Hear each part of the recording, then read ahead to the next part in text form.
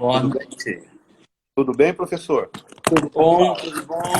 O negócio aqui está caindo tudo. Bom te ver. Vou Bom dar te uma ver de arrumada. novo. De novo, já nos falamos hoje, né? Muito bom, muito bom.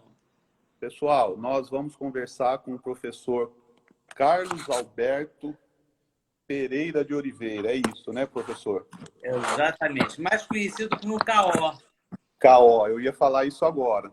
Ele é vice-diretor do Instituto Multidisciplinar de Formação Humana com Tecnologias da UERJ, assessor para estratégia de aprendizagem da Academy da Organização Mundial da Saúde e pesquisador do LAIS, que é o Laboratório de Inovação Tecnológica em Saúde da Universidade Federal do Rio Grande do Norte. Esqueci, Exatamente. esqueci alguma coisa, professor? Não. Não, e sou seu amigo. Me fala uma coisa, como tá a família, como que tá as coisas aí em Natal, com todo esse mundo de cabeça para baixo? Agora eu vou te contar um segredo da tecnologia, né? Eu sou pesquisador do LAIS, que é no Rio Grande do Norte, mas eu moro no Rio de Janeiro. Então eu criei uma ponte aérea Natal-Rio de Janeiro já faz 4 anos. Com muito prazer, eu fico lá vendo o Ricardo e a Janaína e o Cacá. Eles são minha família lá em Natal. Aqui em casa, aqui no Rio de Janeiro, eu moro sozinho, né? Dos encarnados, só eu estou aqui em casa. François, que é meu cachorro, está lá em Duque de Caxias, na casa da minha colaboradora, que não está trabalhando e ela está lá com o cachorro. Mas, enfim, é bom a gente estar, na verdade, Edmilson, a gente está aprendendo que a questão do distanciamento físico não implica e não pode implicar em afastamento social. O afastamento social ele é vencido através da aproximação digital. A gente está aqui conversando, como se você tivesse aí uma porção de gente amiga que eu estou vendo está entrando aqui embaixo para ouvir as coisas que a gente tem a conversar sobre mediação tecnológica. Nesse momento, eu acho que já pegando um gancho, professor, eu sempre sou assim, que de tudo, toda crise tem uma oportunidade. E eu acho que nessa a gente, se olhar bem, vai enxergar aí várias oportunidades, né? Claro que está sendo difícil, mas uma das oportunidades é isso, de estar mais próximo, mesmo estando distante. Edmilson, eu concordo com você inteiramente. E aí eu vou voltar a uma figura que é a guerra, né? A guerra traz muitas tristezas, muito sofrimento para os povos, sem dúvida nenhuma. Mas nós estamos vivendo uma guerra, a maior guerra que qualquer um de nós que está aqui vivendo esta vida já experimentou. É a maior guerra que coloca em xeque padrões de desenvolvimento, de economia, questões sociais, coloca tudo isso aparecendo. Será que é só para nos fazer sofrer? E eu, como sou também bastante religioso, eu sempre digo assim, é impossível que Deus, misericordioso, só estaria fazendo isso por orgulho pessoal. Vamos botar esse povo sofrendo um pouco. Não, é óbvio que é para nós questionarmos o que nós viemos fazendo, mas, ao mesmo tempo, não tenha dúvida, a ciência vai avançar significativamente. O que nós temos descoberto sobre um vírus absolutamente desconhecido, onde a literatura, onde todas as evidências são colocadas por terra, porque ele não existia. Ele não foi criado em laboratório, mas é completamente desconhecido. Nós não temos vacina, nós não temos medicamento, nós estamos fazendo testes em vários lugares, em vários países, não achamos e não temos saída ainda. Então, o que tem sido fundamental nesse processo científico? Olha a quantidade de coisas que nós estamos descobrindo e que vai impactar, mas significativamente a importância da tecnologia neste momento da Covid-19. Professor, fazendo uma analogia aqui, igual você falou aí, e bem colocado, uma guerra. E uma guerra que a gente está conhecendo o inimigo aos poucos, em batalha, né? Você vai conhecendo... Você tem que conhecer o inimigo em batalha. E ele é invisível, né? Então, quer dizer, é sem dúvida a maior de todas as guerras, realmente. Fazendo uma analogia com... Às vezes eu assisto algumas lutas do UFC, é você lutar com um adversário que você nunca viu lutar antes. Você não sabe como ele atua, então é muito complexo. Veja bem, quando nós começamos, e eu me lembro que eu estava numa reunião na OMS, na primeira reunião sobre a estratégia de aprendizagem, que era justamente para discutir com um grupo de alto nível, para discutir o uso das tecnologias para os profissionais de saúde do mundo inteiro. Eu fui escolhido para esse grupo por duas razões, uma por ser pesquisador do LAISE com tanta experiência nessa área, a segunda porque eu sou membro do Comitê Executivo do International Council for Distance and Open Education. O ICDE é justamente o organismo internacional, 83 anos, que cuida dessa área de mediação tecnológica, de educação aberta e à distância. E eu estava lá numa reunião em Genebra, quando foi decretada a emergência de saúde, a emergência internacional, longe ainda da pandemia. Se a gente lembrar, até o nosso ministro da Saúde, o ministro Mandetta, que, olha, não posso deixar de mandar uma saudação especial a um condutor fantástico que tanto orgulha a gente no Brasil por estar conduzindo de forma técnica, de forma científica, né? Aquela coisa de eficiência, foco, ciência e técnica. Foco, ciência e técnica. Nós vamos vencer. E me lembro, inclusive, que o ministro criticou a OMS, e eu, para mim, corretamente, porque demorou tempo demais até para decretar a pandemia. Mas, óbvio, que nós, naquele momento, sabíamos quase nada. Sabíamos quase nada. Se você olhar as quantidades de situações que nós já fomos mudando. Por exemplo, a própria questão da máscara.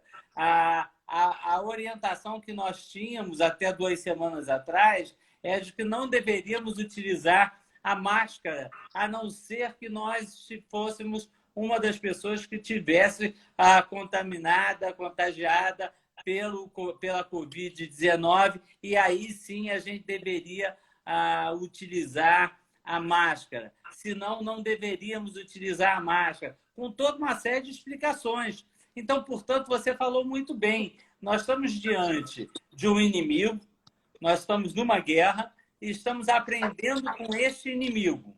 E você imagina o que é qualificar, no caso brasileiro, são 3,5 milhões de profissionais de saúde no Sistema Único de Saúde, no âmbito municipal, estadual e federal. Imagina, Edmilson, como é que nós conseguiríamos chegar a essas pessoas, levando a elas o conhecimento fundamental, né, para que elas pudessem atender as populações nas suas regiões, que elas pudessem começar a se preparar para enfrentar a guerra na sua localidade, na sua região, no seu estado.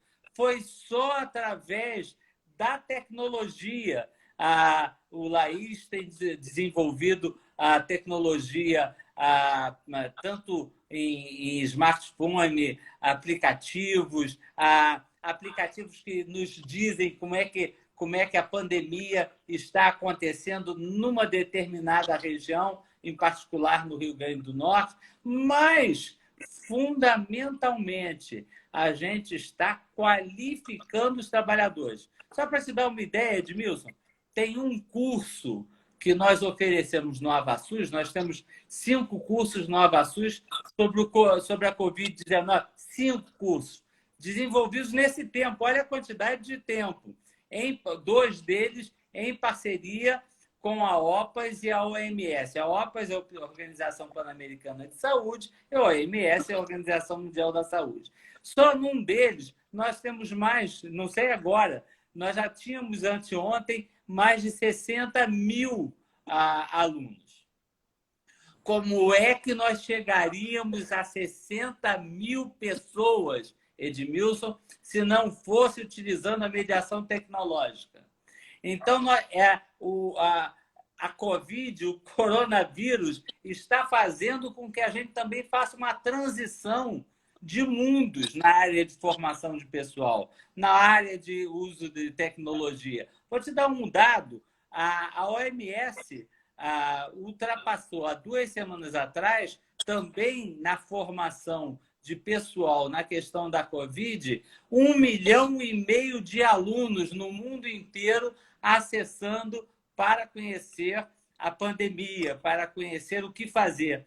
Imagina se nós enfrentássemos essa pandemia há 20 anos atrás, quando nós não tínhamos nem internet, não tínhamos mediação tecnológica. Até a gente divulgar a pandemia, as pessoas teriam muito mais morrido, os sistemas teriam demorado mais para se organizar, nós teríamos aprendido muito menos sobre as curvas, entenderíamos muito menos do planejamento necessário, por que a gente precisa do afastamento social, né?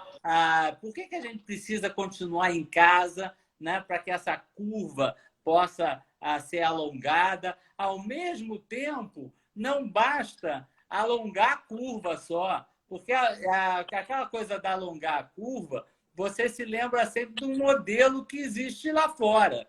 No nosso caso, em cada uma das cidades, em cada um dos estados, por exemplo, lá no Rio Grande do Norte, entender a curva é entender a saúde pública daquele estado.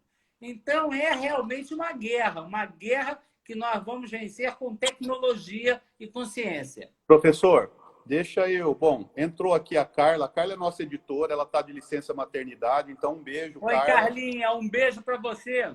E ela tem 2 perguntas. A primeira que ela fez foi: o ministro também tem pautado muito em cima de planejamento. Como o professor vê isso? E a segunda que eu já vou emendar é que o Boris Johnson fez um agradecimento muito importante ao NHS, evidenciando a importância da saúde pública. Na sua opinião, vamos ter que rever nosso conceito de saúde pública pós-pandemia? Olha, Carlinha e você vieram pesado, hein? Carla, você está perfeita. O ministro está o tempo inteiro tocando na questão de técnica, planejamento, ciência e foco. E por que essa questão do planejamento? Carla, hoje aqui no Rio de Janeiro, para você ter um exemplo, são 19h17. Às 19h17, nós já estamos com mais de 78% dos leitos de UTI destinados para a Covid-19 ocupados. E nós estamos longe, vou repetir, longe do alto da curva. Então, você imagina se nós não planejarmos. Imagina se nós formos irresponsáveis, como a gente teve aqui um prefeito, que disse que Deus ia prover e as pessoas deviam ficar com a igreja aberta. Ele hoje está internado no hospital em Botafogo. Ele não foi para o SUS, ele foi se internar num hospital privado lá na Zona Sul do Rio de Janeiro. Pelo menos ele não está utilizando um leito público que a gente precisa ocupar daqui a pouco. Então, na verdade, o planejamento ele é estratégico, porque eu não tenho leitos infinitos, Carla. Eu posso... Um dia desse eu botei no meu Facebook uma coisa sobre... vou até brincar, hein? A coisa sobre o chifre, né? A coisa sobre o chifre. Uns sabem que tiveram, outros sabem que não sabem que tiveram e outros não acreditam que vão ter, mas vão ter, né? Então, a questão não é ficar em casa para não ter a Covid-19. Não é essa bobagem. Não, fica em casa que você não vai ter a Covid. Bobagem. Em algum momento, quando você sair, você vai ter a Covid. E né, você ter a Covid, você vai ter 3 níveis disso daí. Vai ser leve, você nem soube que teve. vai ser uma gripinha. Vai ser médio, você vai ficar em casa sendo acompanhado. E você vai agravar, e você vai possivelmente precisar de um leito de UTI aí com respirador e todo cuidados muito maiores. Portanto, se eu não planejo isso, Carla, todo mundo vai ao mesmo tempo para um sistema de saúde que é um dos melhores sistemas de saúde do mundo. Nós nos inspiramos muito no sistema que o Boris Johnson elogiou. Nos organizamos também a partir da experiência canadense e da experiência portuguesa, que está demonstrando ser absolutamente fantástica. A experiência do Sistema Nacional de Saúde, o SNS de Portugal, está sendo um sucesso, né? Portugal, com aquelas situações num país pobre, considerando a Europa, lá no cantinho, lá no final da Europa, e conseguiu ter um sucesso por planejamento. Então, nós temos que alongar a curva e ficar dentro de casa, não é para fugir do coronavírus. Não, fica atrás da porta, que ele não vai te pegar. Não, ele vai te pegar. Em algum momento ele vai te pegar. Eu só quero fazer com que ele te pegue mais depois, para que o sistema de saúde em cada uma das cidades consiga sobreviver a isso. Você imagina, Carla, que nós temos uma quantidade enorme de cidades que não tem sequer leitos de UTI disponíveis e que as pessoas vão ter que ser deslocadas. Isso é uma operação de guerra de novo, porque você vai ter que transportar esse paciente para um hospital na região que tenha o leito de UTI. Isso é uma operação de guerra. Prover, em menos de 2 meses, uma organização que tem que cuidar da infraestrutura, dos equipamentos e dos medicamentos, que não são específicos para o corona, mas que podem ser importantes para isso. Ao mesmo tempo, Carla, de novo, veja como o Sistema Único de Saúde não nos envergonha em nada. Nós estamos fazendo a vacinação contra a influenza, o H1N1, ao mesmo tempo que estamos combatendo a Covid-19.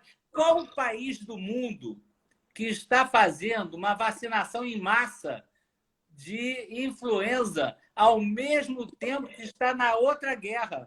Porque entende que nós precisávamos também aprofundar a discussão da vacinação, que há mais de 4 anos vinha sendo bombardeada.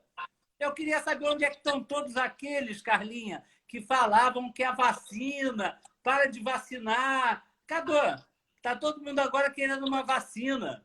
Todo mundo que mais quer vacina. Aqueles anti-vacina, eu queria saber se eles não iam querer entrar na vila para ter a vacina contra a Covid-19. Para você também, Edmilson, eu tenho muito orgulho do SUS. Acho, e é muito bonito ver, eu fui atendido no NHS. Eu tive um derrame hemorrágico em Paris.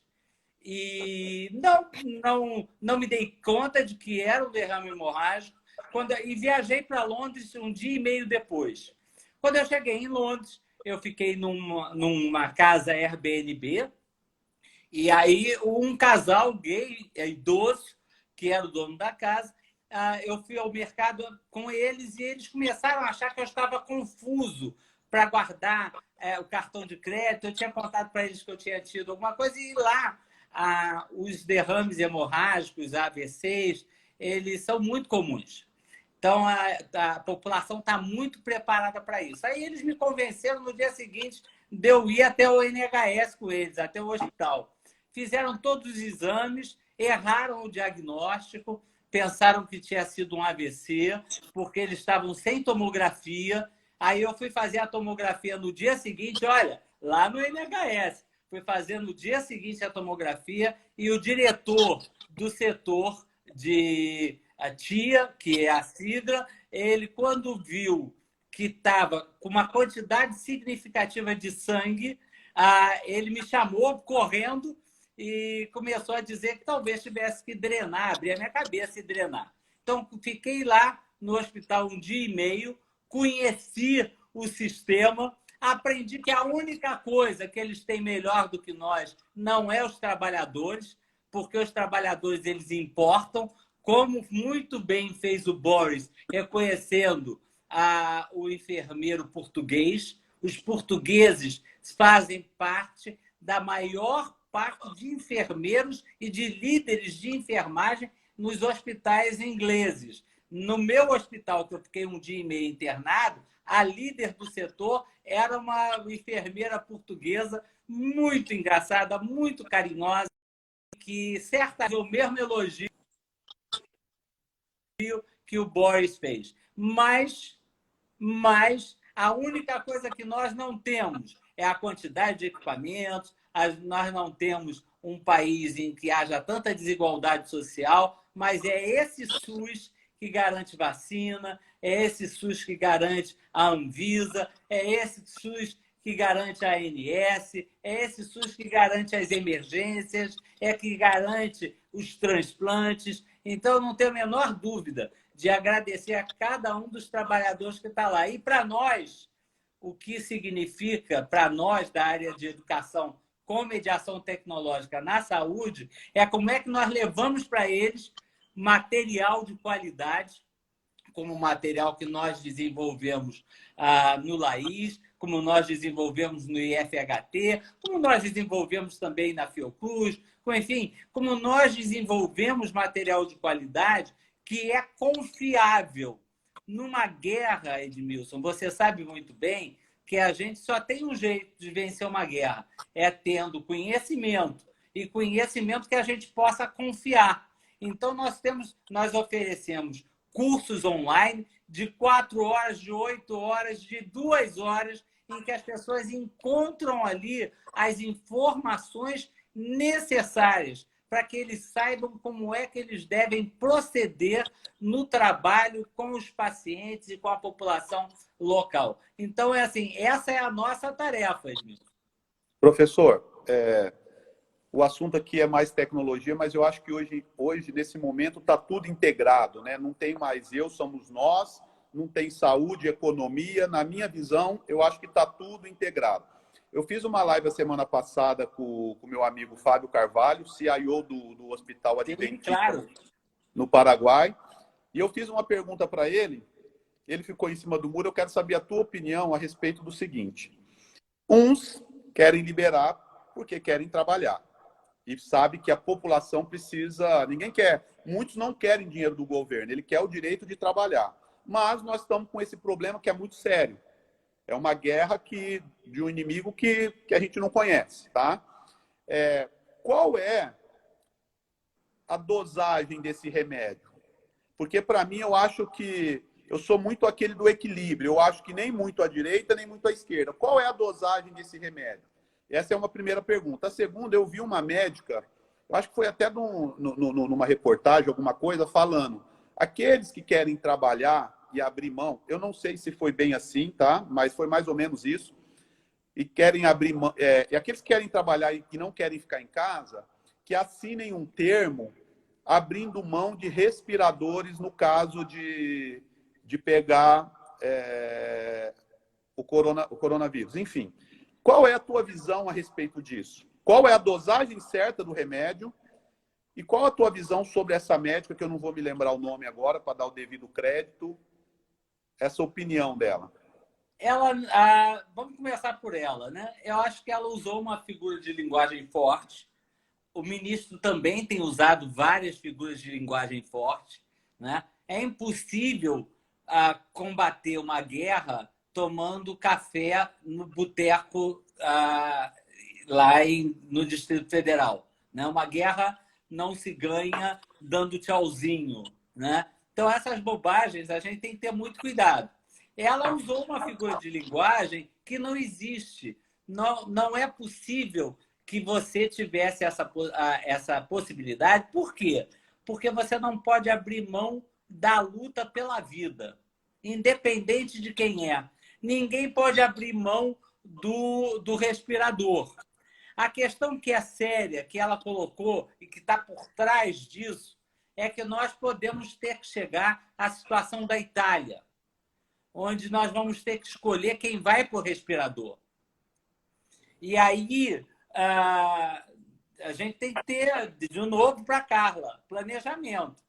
Porque se eu não tenho respirador, eu tenho 4 pessoas que precisam do respirador naquele mesmo momento, o profissional de saúde que está ali tem a mais difícil. E olha que eu trabalho com bioética e vou, certamente agora, no segundo semestre, passado isso tudo, dar minha aula na Federal do Mato Grosso do Sul, e eu vou ter que usar os casos da Covid-19. Porque, veja, quando eu tiver 4 pessoas com um respirador só, o que eu faço? Quem é que eu escolho?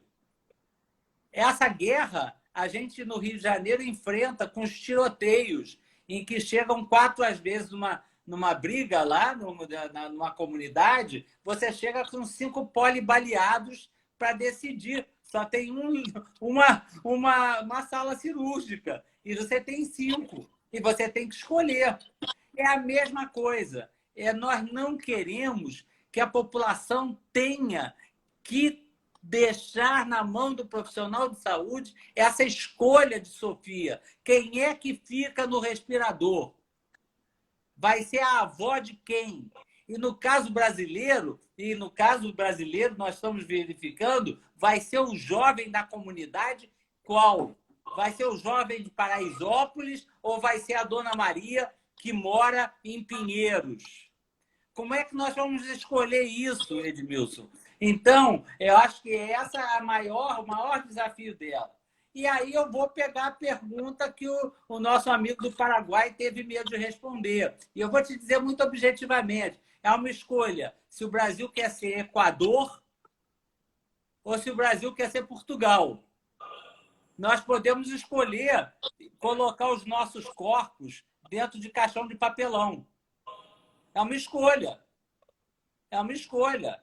Nós podemos achar que as portas abertas das igrejas fazendo culto, em vez de fazendo culto virtual, é uma escolha.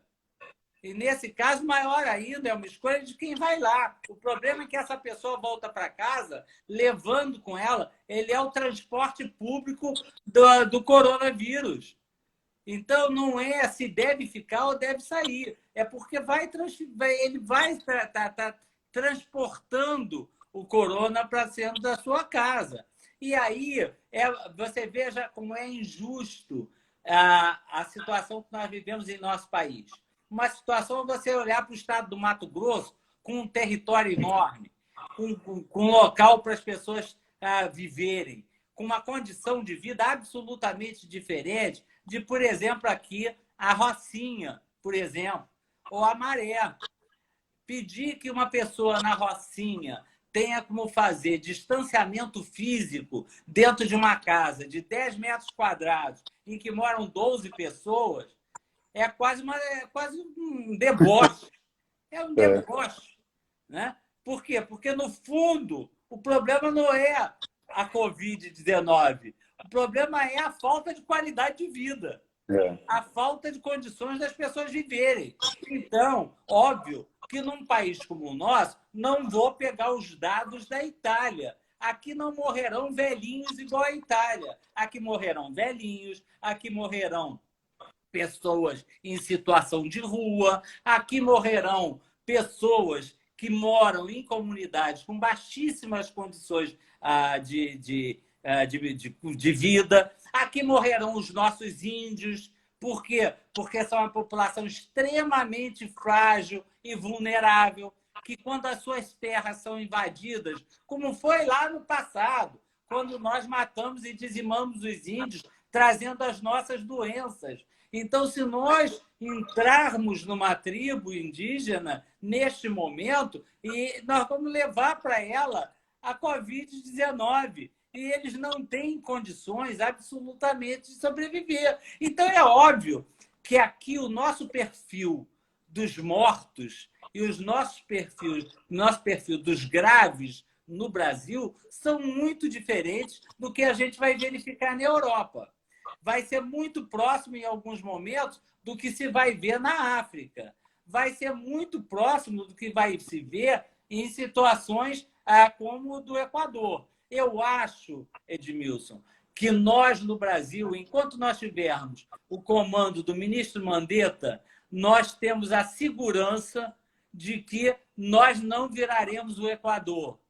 Essa é a minha opinião. Também acho que...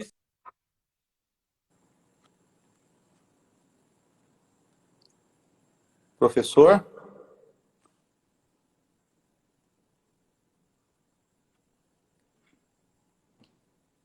Será que caiu?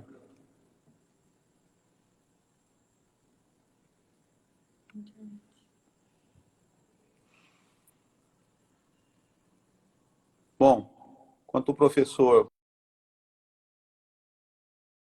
melhora aí, ele volta, saiu.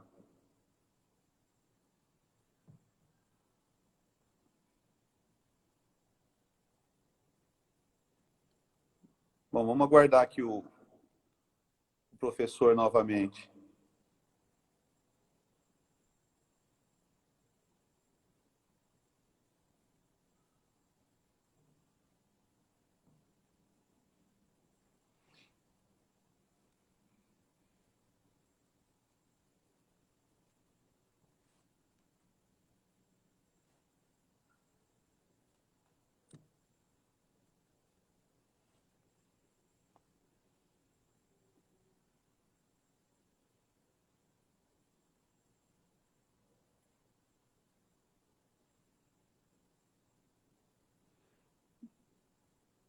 Bom, pessoal, enquanto o professor não volta, deixa eu ver aqui, deixa eu ver se ele já está aqui novamente. O que eu faço? Eu chamo ele aqui de novo, será? Adicionar? Transmissão ao vivo, adicionar ele, ver se ele entra, será que é isso?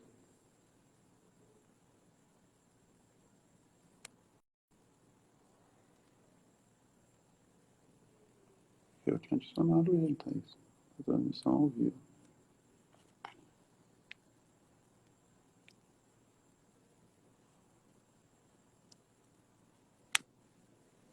Tinha ido já.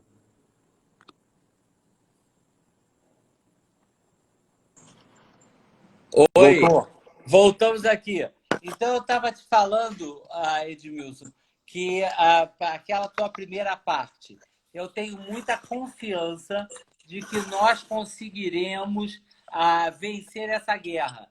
Confio que, com planejamento, a gente tenha os secretários estaduais, junto com o ministro da Saúde, conseguirem passar este momento mais grave nas próximas 3, 4 semanas.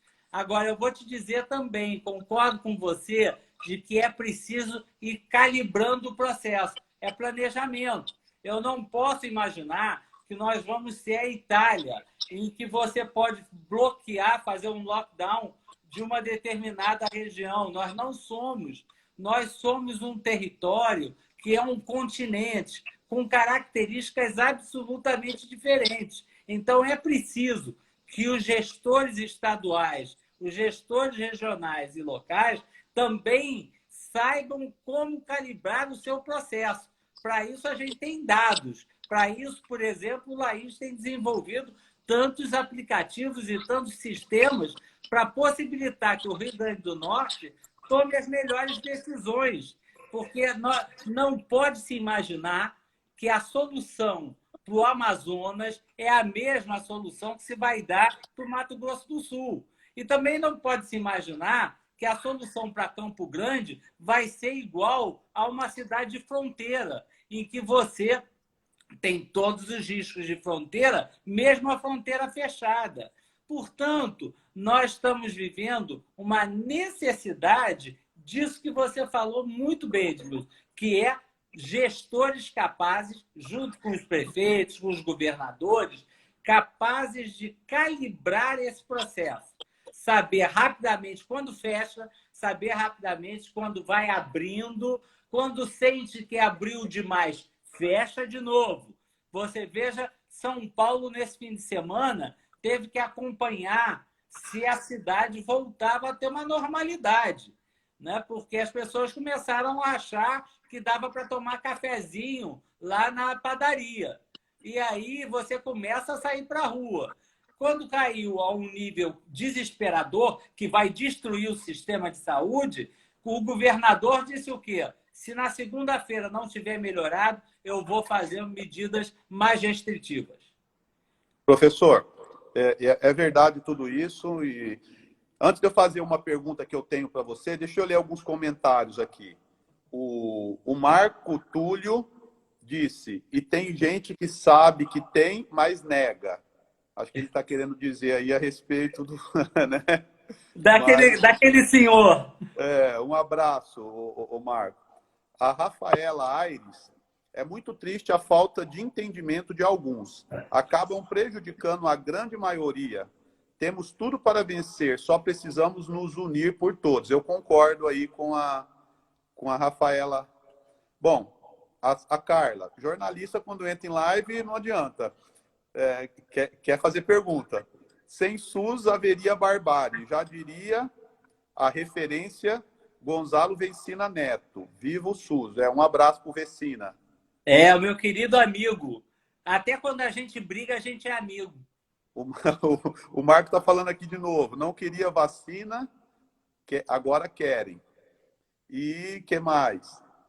A Cristine Guzmão, boa noite, Edmilson e professor, parabéns pela iniciativa.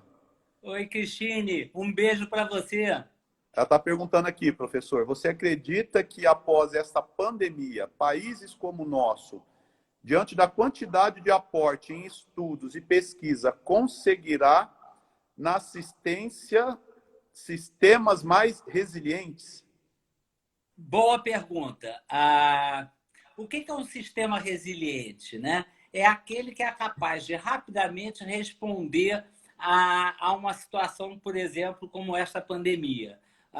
Acho que o sistema nosso tem respondido com bastante resiliência. Diria que, por exemplo, a Itália não foi um bom exemplo de organização do seu sistema, né? Não é só porque tem velho na Itália. Os argumentos são tão idiotas, né? Não é porque tem velho na Itália, né? E não é porque Milão fica perto do frio, porque a Suíça, que é a fronteira, não teve problema de Milão. Então, qual foi o problema? A falta de organização do sistema. A Organização Mundial de Saúde, Cristine, ela, desde o início da pandemia, ela apontou uma das coisas fundamentais: liderança política única. É preciso isso para organizar os sistemas. Quando os sistemas estão débeis, onde você não sabe quem manda, quem fala, isso só leva à loucura. É o que aconteceu com a Itália. A Itália é um país com dificuldades políticas permanentes. A instabilidade é muito grande. As regiões são muito diferenciadas. Então, óbvio que esse conjunto de coisas prejudica a resiliência do sistema. Eu acredito que o nosso sistema vai conseguir, se nós alongarmos a tal curva, o nosso sistema vai se comportar bem. Me preocupa já, Cris, que você é de Pernambuco, já me preocupa a situação de Pernambuco. A situação de Pernambuco e a de Fortaleza, de Recife, de Fortaleza. Fortaleza, então, é bastante agoniante. Eu fico olhando a situação, por exemplo, de Manaus. É uma situação, olha, de rezar, né? Porque aí chega um determinado momento, quando você não tem vacina, quando você não tem medicamento, quando você não tem leito de UTI, é só muita oração, é muita prece, porque você foge da tua mão aquilo que você tem para fazer. Mas o nosso Edmilson jogou uma faísquinha que eu diria, e voltamos ao início da nossa conversa, não haverá retorno ao que era a normalidade. A normalidade que nós tínhamos há um mês atrás era absolutamente anormal. A nossa sociedade já vivia uma situação de absoluta anormalidade. Então, eu não quero voltar para aquela situação.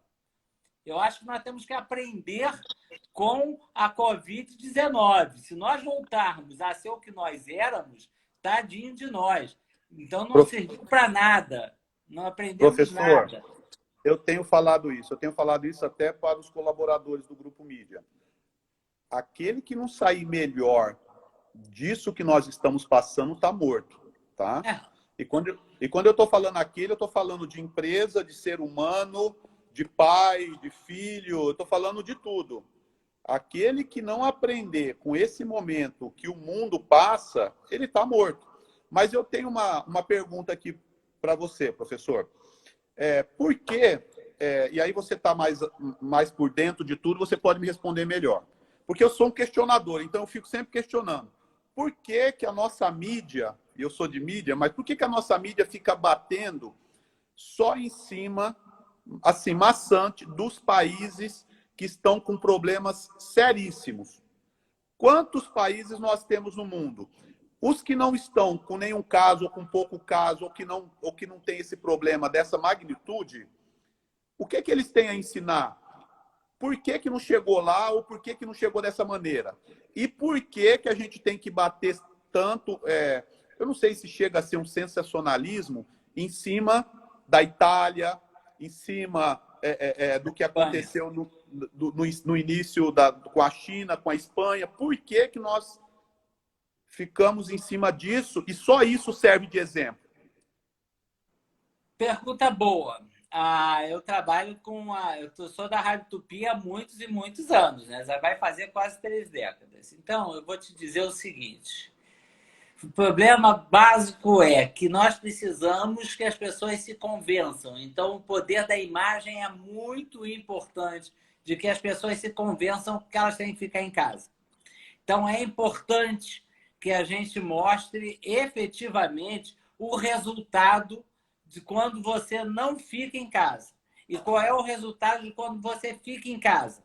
Por exemplo, se nós tivermos a situação da França, você consegue ver momentos da França. Quando a França se fecha, e aí é o problema daquela questão de fecha de mais ou fecha de menos.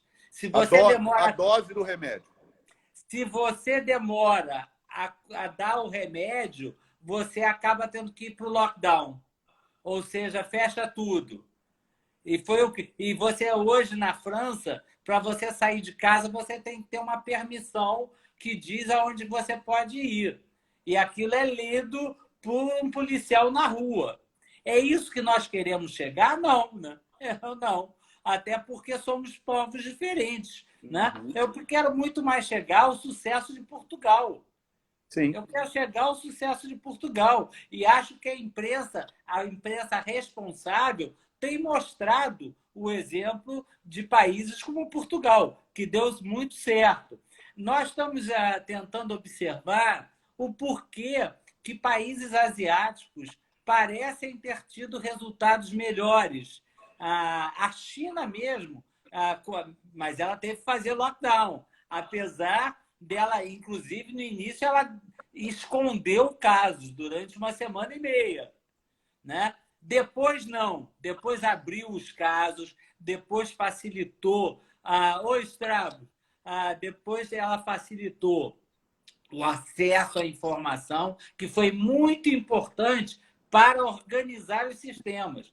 O Brasil, Edmilson, deu muita sorte, porque, na verdade, como o coronavírus vem da Ásia, até ele chegar aqui, ele nos permitiu também que nós pudéssemos nos organizar. Por outro lado, ele nos traz um problema, Edmilson. Se você hoje tem 2 grandes mercados precisando de máscaras, precisando de luvas, precisando de respiradores. Somos nós e os Estados Unidos, ao mesmo tempo. Então, é óbvio que, se entrar indo México, aí, meu irmão, você vai ter México, Brasil e Estados Unidos. Se entrar a Índia, que teve que fazer um lockdown. Por quê? Porque deixou a coisa solta demais. Quando ela fechou, imagina se a Índia entrar com a demanda dela, por luva, máscara e É um respirador. caos. É um caos. Professor, e por que que até o momento as previsões, e graças a Deus por isso, elas não se cumpriram? Estamos porque nós fizemos a coisa certa no momento certo, ou porque foi um desespero que não se mostrou dessa maneira até o momento? Bom, até o momento a gente está vivendo a subida ainda da curva. Se nós olharmos, você tem que olhar a curva dependendo do estado. E você tem que olhar a curva. Te convido para você abrir o aplicativo lá do Laís. Você começa a entender muito bem a cada dia e a cada semana como é que é o ritmo do crescimento. O ritmo do crescimento ele vai te levar a ter menos mortes nesse momento. Não acredite, Edmilson, no número de infectados. Eu não sei quantos infectados eu tenho. Eu não tenho teste. Os Eu não testes, estou exatamente. testando. Se eu não estou testando, Edmilson, aquele número, a expectativa do Ministério da Saúde é de que aquele número é 15 vezes maior de É muita coisa. infectados. É E são muita coisa. aqueles infectados que é aquilo que eu falei lá no início. Ou ele é aquele infectado que vai ser uma gripinha, passou, ou ele vai ser um infectado que vai ficar em casa, né?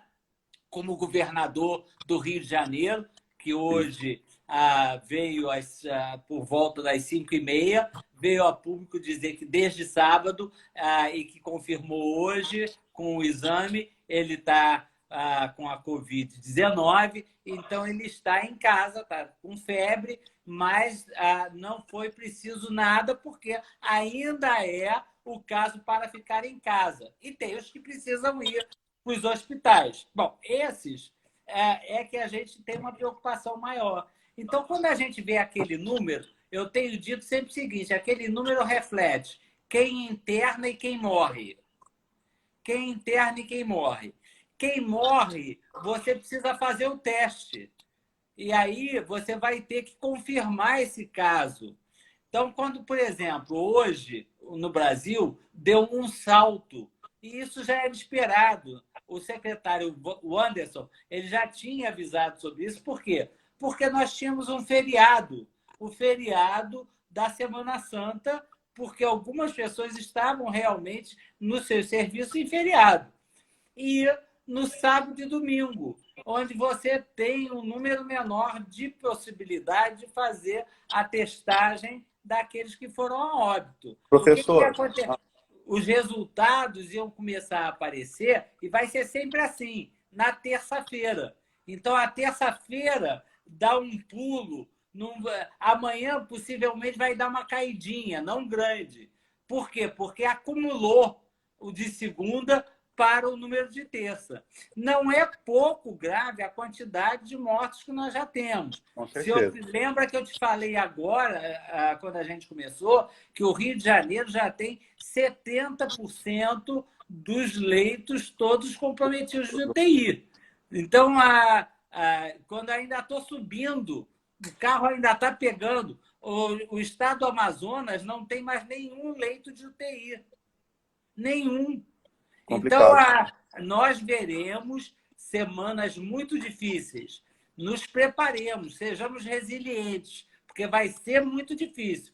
Mas acho, Edmilson, que acho que daqui a pouco a gente está chegando ao fim, e eu não Isso. queria perder a oportunidade de falar sobre a importância da mediação tecnológica. Então, vamos lá. Antes de eu te fazer uma pergunta de tecnologia, que é para a gente voltar nesse assunto, eu quero ler alguns comentários aqui Tá bom? que o pessoal mandou. Bom, a Cíntia manda que temos que valorizar os profissionais de saúde. Isso eu acho que é o momento, né? Chegou o momento de... O Tornelli falou, o senhor tem razão. Já experimentei o sistema de saúde fora do nosso país e o nosso não deixa a desejar e, por sinal, é muito bom, melhor do que países de primeiro mundo. A Cíntia fala, espero que nunca vamos deixar de investir no SUS e em ciência. Eu também, em ciências, eu também não.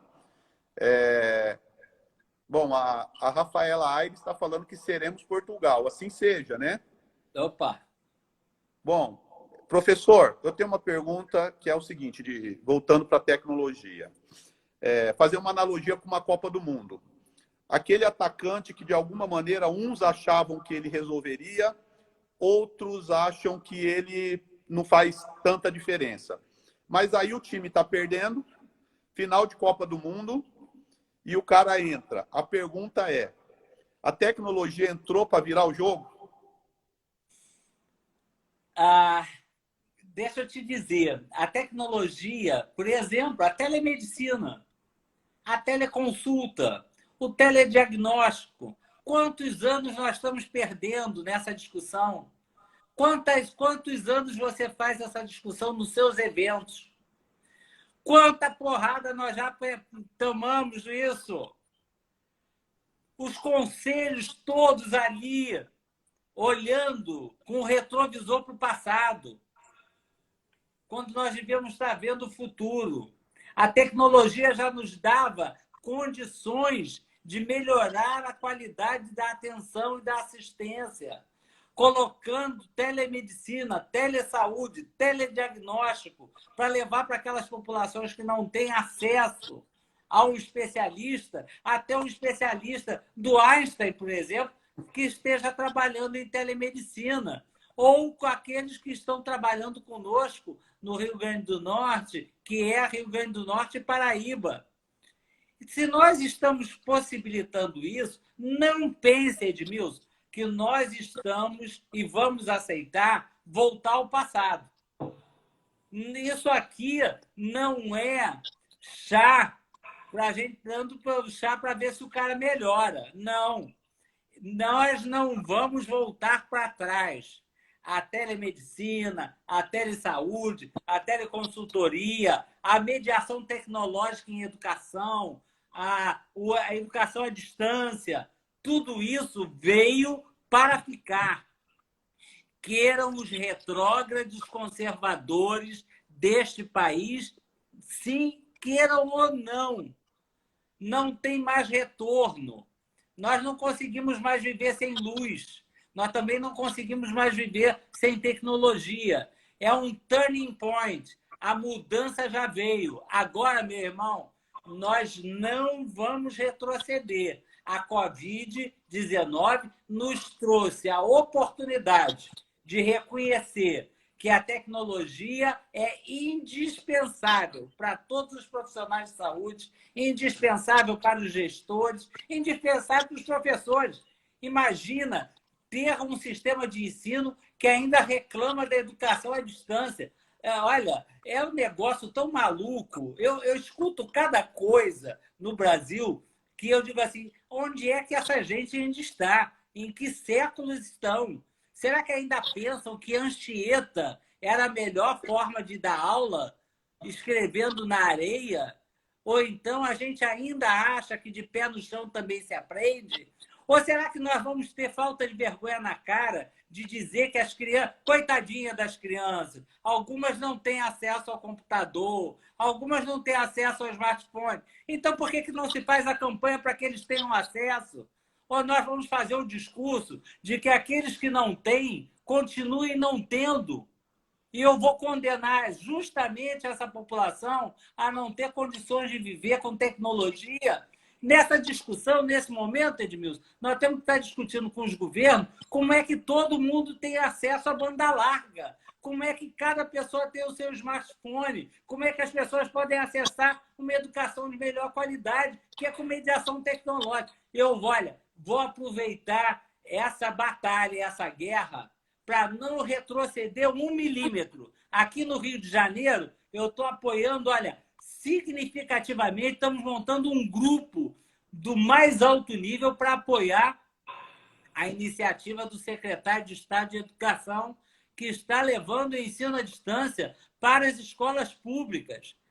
E olha, o que eu tenho já ouvido de bobagem, que é aquela coisa antiga, sindical, velha, que não leva, o mundo já avançou, vocês estão acabando, vocês vão passar. Assim como a Covid-19 vai passar, os reacionários, retrógrados, que querem negar, como negavam a vacina, Porque negar a vacina é o mesmo que negar a educação à distância.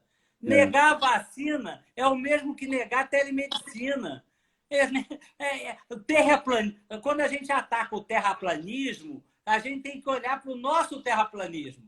Quando a gente quer negar a tecnologia veio, vai nos trazer progressos e nós precisamos dela. E é para isso que nós vamos ganhar essa batalha. Professor, estamos indo para o minuto final. Queria pedir desculpa. Aí tem um monte de pergunta para você. Não deu para responder. A gente marca uma outra hora para a gente responder essas perguntas.